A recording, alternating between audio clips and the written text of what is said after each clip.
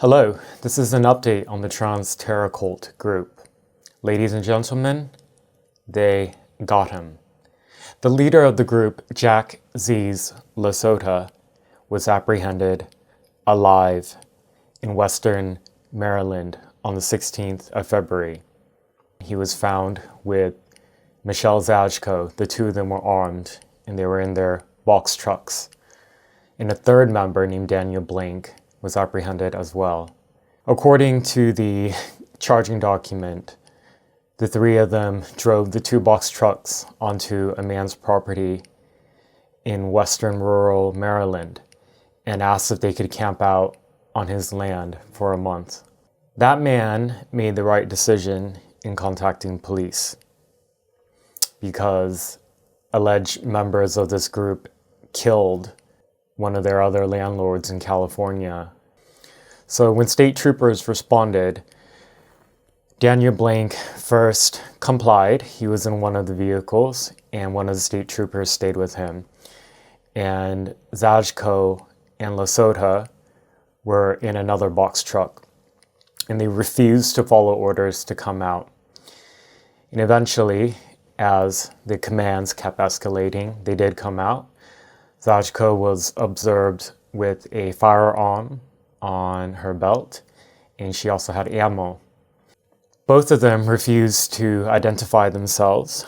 They were told that they were on trespassing on private property, and they were hoping to just be let off and go.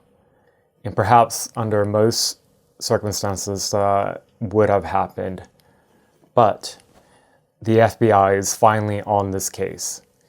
And so there were internal notices that were sent out. Law enforcement across the East Coast in particular were on notice that there were members of this group who have been at large ever since the FBI began investigating following the deadly shootout in Vermont in January. Michelle Zajko refused to comply, to put with her hands behind her back, and they were taking them into custody because they wouldn't identify themselves. I'm reading through the court documents. Zajko was taken to the ground and arrested. All three of them were taken in.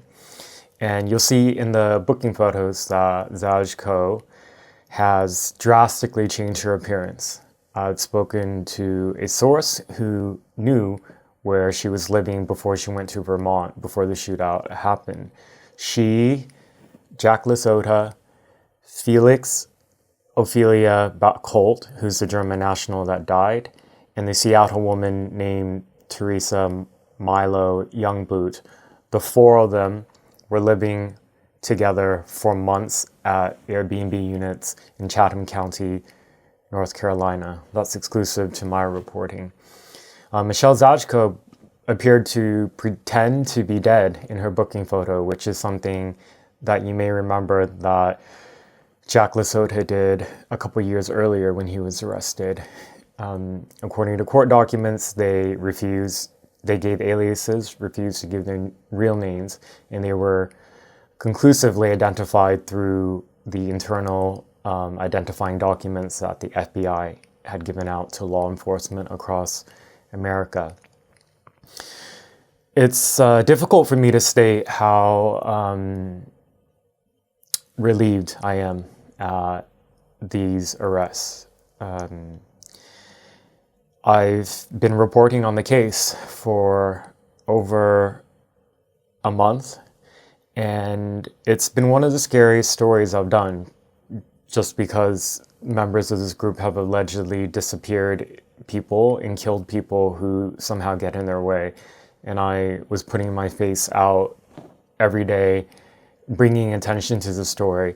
And I'm really glad now that some in the legacy media has finally paid attention. I mean, how do you not pay attention to a Trantifa terror cult linked to 6 violent deaths? Of course, they're continuing to omit key parts of the story, like the fact that transgenderism was very much part of the ideology, and also leftist politics.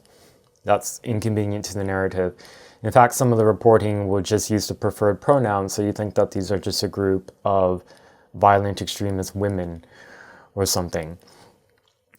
I can also give some exclusive details of what happened at the court hearing that happened on the 18th of February. This was their first court appearance.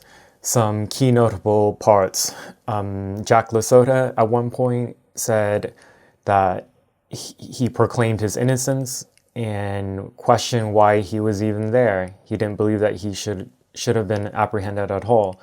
Michelle Zajko at one point had an outburst when her public defender misgendered her. Michelle Zajko is a biological female and identifies as trans non-binary and uses they, them pronouns. She was misgendered as he in court. All three of them were denied bail. And actually, I was kind of holding my breath because they've been initially charged with essentially nonviolent misdemeanors in Maryland. Firearm offenses, trespass, obstruction, resisting arrest. Normally on those type of charges, particularly in Democrat states, you just get let out, released on your own recognizance. You just sign a statement saying you'll show up to your next court hearing. There's usually not even a bail. However, because the FBI is finally aware of this case and has been aware of it now for a few weeks, all three of them were denied bail. But this is not the end of the story. There's an upcoming trial for two of their members in the Bay Area, California, in early April. And this is the trial that's in jeopardy because the victim in that case, the 82-year-old man, Curtis Lind, was assassinated last month. And he was the only witness to the attack that happened several years earlier. Also, there are other members of their group who are at large for reasons we don't quite know. They may have left the group. They may be off the grid because there's a lot of law enforcement focus on the Zizians right now.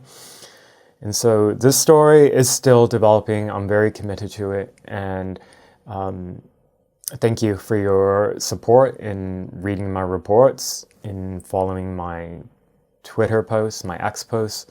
If you like this type of original reporting, you want to support people like me, it's a lot of work, it's a lot of time to dig through court records, to request court records that span multiple different jurisdictions. So it's a whole patchwork of trying to piece this together. If you want to support my work, subscribe to me on this platform. And my website is www.andy-ngo.com.